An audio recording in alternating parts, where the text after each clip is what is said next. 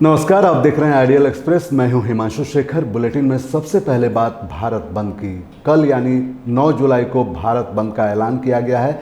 ये ऐलान 10 श्रमिक संगठन और उनके सहयोगी इकाइयों के द्वारा किया गया है। देशव्यापी हड़ताल 10 श्रमिक संगठनों और उनकी सहयोगी इकाइयों की ओर से की जा रही है। इन संगठनों का कहना है कि भारत बंद केंद्र सरकार की मजदूर और किसान विरोधी नीतियों के खिलाफ बुलाई गई है। भारत बंद में बैंकिंग, बीमा, कोयला खनन, राजमार्ग निर्माण और अन्य कई क्षेत्रों में कार्यरत 25 करोड़ से अधिक कर्मचारी शामिल होंगे। हड़ताल के कारण बैंकिंग, डाक सेवाएं, कोयला खनन, राज परिवहन, फैक्ट्रियां और अन्य जरूरी सेवाएं प्रभावित हो सकती हैं। और अब बात बिहार कैबिनेट की। बिहार कैबिनेट की आज बैठक हुई और इस दौरान कुल 43 प्रस्तावों को मंजूरी दी गई है। बिहार में बनेगा युवा आयोग। कैबिनेट ने दी मंजूरी। सीएम नीतीश कुमार की अध्यक्षता में हुई कैबिनेट बैठक में 43 प्रस्तावों को मंजूरी मिली है, जिनमें सबसे अहम फैसला बिहार युवा आयोग के गठन को लेकर रहा। आयोग का उद्देश्य राज्य के युवाओं को रोजगार, प्रशिक्षण और सशक्तिकरण के अवसर प्रदान करना है। बता दें कि इसमें 1 अध्यक्ष, 2 उपाध्यक्ष और 7 सदस्य होंगे, जिनकी अधिकतम उम्र 45 वर्ष होगी। यह आयोग सरकार को युवाओं से जुड़े मसलों पर सलाह देगा और विभिन्न विभागों से समन्वय स्थापित करेगा और साथ ही स्थानीय युवाओं को निजी क्षेत्र में प्राथमिकता दिलाने और नशा उन्मूलन से संबंधित कार्यक्रमों पर भी काम करेगा। बिहार में मतदाता पुनरीक्षण को लेकर राजनीतिक घमासान लगातार जारी है और इसी मसले पर प्रतिक्रिया देते हुए रविशंकर प्रसाद ने क्या कुछ कहा है, आइए जानते हैं। इस पर मैं क्या बोलूं, उनका अधिकार है। कार्रवाई हो रही है, पुलिस पूरी लगी है, डीजीपी लगी हुई है। मैं इतना ही कहूंगा कि अपनी राजनीति के लिए इस तरह के कार्यक्रम करते हैं तो तनाव बढ़ाते हैं, ये भी देखना पड़ेगा। अभी बिहार में शांति की जरूरत है और बाकी तो चुनाव आ रहा है।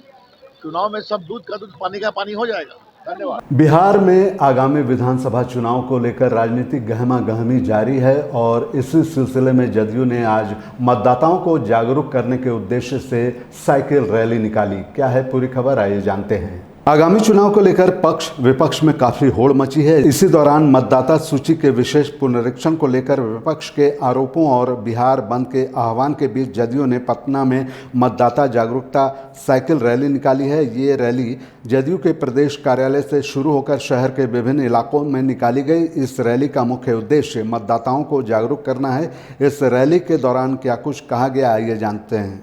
मतदाता सूची गहन परीक्षण अभियान के लिए जनता दल यू एकमात्र बिहार में राजनीतिक पार्टी एनडीए गठबंधन का घटक दल, जो बिहार के हर एक पंचायत में और शहर के हर कस्बे में सांगठनिक क्षमता के अनुसार साइकिल और मोटरसाइकिल रैली निकाल रहा है।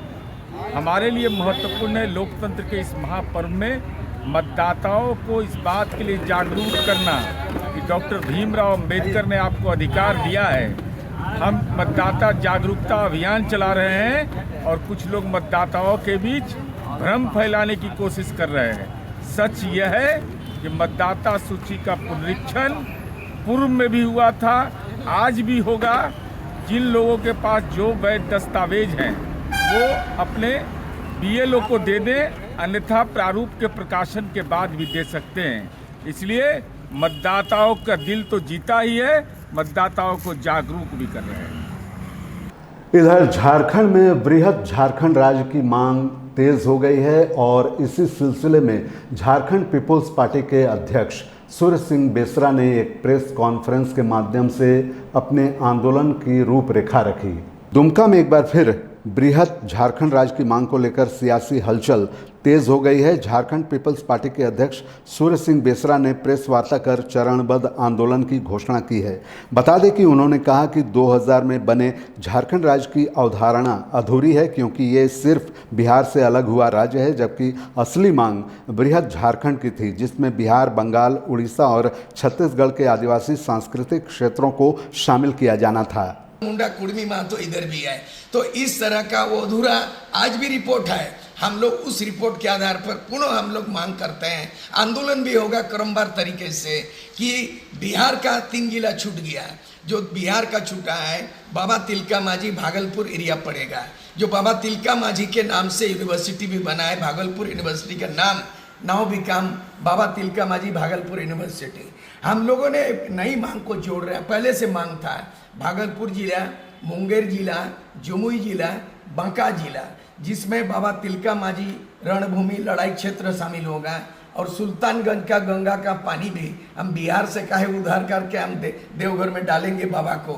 इसीलिए हम बाबा का मुराद को पूरा करेंगे कि सुल्तानगंज का एरिया भी वो पड़ जाए, बिहार में न रह के हम गंगा जल को भी सुल्तानगंज को भी झारखंड में शामिल करेंगे। और उड़ीसा का 4 जिला है और बंगाल का 3 जिला, छत्तीसगढ़ का 2 जिला। ये हमारा मैप में है। ये आज नहीं तो हमारे पीढ़ी, कब उस पीढ़ी झारखंड शुरू किया 50 साल पहले, हमारे पीढ़ी लड़ाई करके बिहार से अलग किया है। अब आने वाला युवा पीढ़ी को ललकार रहे हैं कि आप बंगाल का बाकी इलाके को शामिल करने के लिए फिर एक बार उलगुलान, फिर एक बार हुल चालू करें। इधर झारखंड में बीजेपी ने झारखंड सरकार पर कई गंभीर आरोप लगाए हैं। क्या कुछ है पूरा मामला, आइए जानते हैं इस रिपोर्ट में। भारतीय जनता पार्टी ने एक बार फिर राज्य सरकार पर भ्रष्टाचार के गंभीर आरोप लगाए हैं। बता दें कि पार्टी के प्रदेश प्रवक्ता और मीडिया प्रभारी अजय शाह ने कहा कि झारखंड सरकार में टेंडर घोटाला अपने चरम पर है। उन्होंने आरोप लगाया कि कई मामलों में एक ही कंपनी को बार बार टेंडर दिया गया है, जो सीधे तौर पर भ्रष्टाचार की ओर इशारा करता है। अभिनंदन है मंच पर उपस्थित पार्टी के तेज तर्रार विभाग प्रवक्ता श्रीमान अजय शाह जी मंच पर उपस्थित है। मैं उनका इस मंच पर स्वागत अभिनंदन जोहार करता हूं और बिना विलंब के हुए उनसे आग्रह करता हूं कि आज की इस प्रेस वार्ता में अपनी बातों को रखेंगे। नमस्कार, प्रणाम, जोहार। जैसा कि हम सभी जानते हैं कि हेमंत सोरेन सरकार के मंत्री हो, प्रवक्ता हो, नेता हो, विधायक हो, हर व्यक्ति के मन में या फिर बार बार जनता के सामने एक ही बात रखते हैं कि हमें पैसा नहीं मिलता, पैसा नहीं मिलता, केंद्र सरकार ने हमें पैसे नहीं दिए। लेकिन सच्चाई ये होती है कि केंद्र सरकार की जितनी भी योजनाएं हैं, हर योजना में यहाँ पर कोई ना कोई करप्शन, कोई ना कोई भ्रष्टाचार होता है। जैसे कि और राज्यों में या फिर केंद्र सरकार गवर्नेंस को लेकर के नए नए इनोवेशन करती है, नए नए एक्सपेरिमेंट करती है। मिड डे मील का एग्जाम्पल है, प्रधानमंत्री मोदी जी द्वारा शुरू किया गया आधार लिंक डायरेक्ट कैश ट्रांसफर का एग्जाम्पल है। लेकिन ऐसा लगता है जैसे कि झारखंड में, हमारे स्टेट में करप्शन को लेकर के नया नया इनोवेशन हो रहा है। उधर गुमला में व्यवसायी की हत्याकांड को पुलिस ने सुलझा लिया है और इस पूरे मसले में 3 शातिर अपराधियों को गिरफ्तार करने में सफलता पाई है। क्या है पूरी खबर, आइए जानते हैं। गुमला जिले में व्यवसायी विनोद अग्रवाल की निर्मम हत्या की गुत्थी को पुलिस ने महज 24 घंटे के भीतर ही सुलझा लिया है। पुलिस ने इस सनसनीखेज मामले में मास्टरमाइंड समेत 3 शातिर अपराधियों को गिरफ्तार कर लिया है और पूछताछ में उन सभी अपराधियों ने अपने अपराध को भी स्वीकार किया है। बता दें कि 6 जुलाई को गुमला शहर में विनोद अग्रवाल पर लोहे की रॉड से हमला किया गया था। गंभीर स्थिति में उन्हें रांची रिम्स ले जाया गया, लेकिन रास्ते में ही उनकी मौत हो गई थी। शुरू में ये हादसा माना जा रहा था, लेकिन सीसीटीवी फुटेज से ये हत्या साबित हुई है। एसपी हरीश बिन जमा के नेतृत्व में गठित टीम ने छापेमारी कर आरोपियों को गिरफ्तार किया। और अब झारखंड में सुदूर ग्रामीण इलाकों में रहने वाले लोगों के लिए खुशखबरी, क्योंकि सरकार अब पंचायत स्तर तक जाकर सरकारी सेवाओं का लाभ देने जा रही है सुदूर ग्रामीण इलाकों में रहने वाले लोगों को। क्या है पूरी खबर, आइए जानते हैं। गुमला में झारखंड सरकार की ग्रामीण विकास एवं पंचायती राज मंत्री दीपिका पांडे सिंह ने नवडीहा पंचायत सचिवालय का दौरा किया। उन्होंने पंचायत सचिवालय की कार्य प्रणाली का निरीक्षण करते हुए अधिकारियों को निर्देश दिया कि ग्रामीणों को अब अधिकतर सरकारी सेवाएं पंचायत स्तर पर ही उपलब्ध कराई जाएं। इसके साथ ही मंत्री ने ग्रामीणों की सारी समस्याओं को काफ़ी गंभीरता से सुना और कहा कि सरकार का लक्ष्य है कि ग्रामीणों को अपनी समस्याओं को लेकर प्रखंड या जिला कार्यालय तक न जाना पड़े।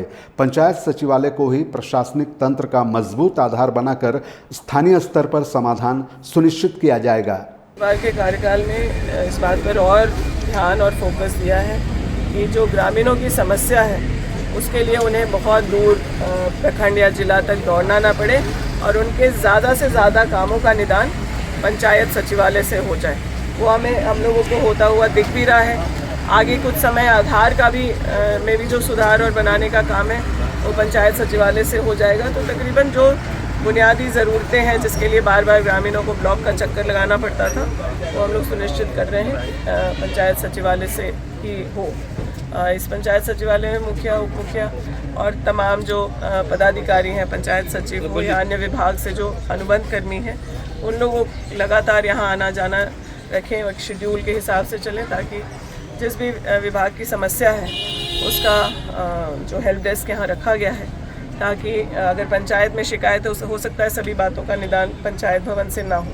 किसी को अगर प्रखंड में सूचित करना है या फिर अन्य विभाग से सामंजस्य, पीएचडी से सामंजस्य करके अगर कहीं पानी की शिकायत हो रही है, तो इन चीज़ों को सुचारू रूप से पंचायत सचिवालय से चलाया जाए और लोगों का निदान किया जाए। इस पर सरकार का फोकस है। इस बुलेटिन में फिलहाल इतना ही। मुझे दीजिए इजाज़त। बने रहिए आइडियल एक्सप्रेस के साथ। नमस्कार।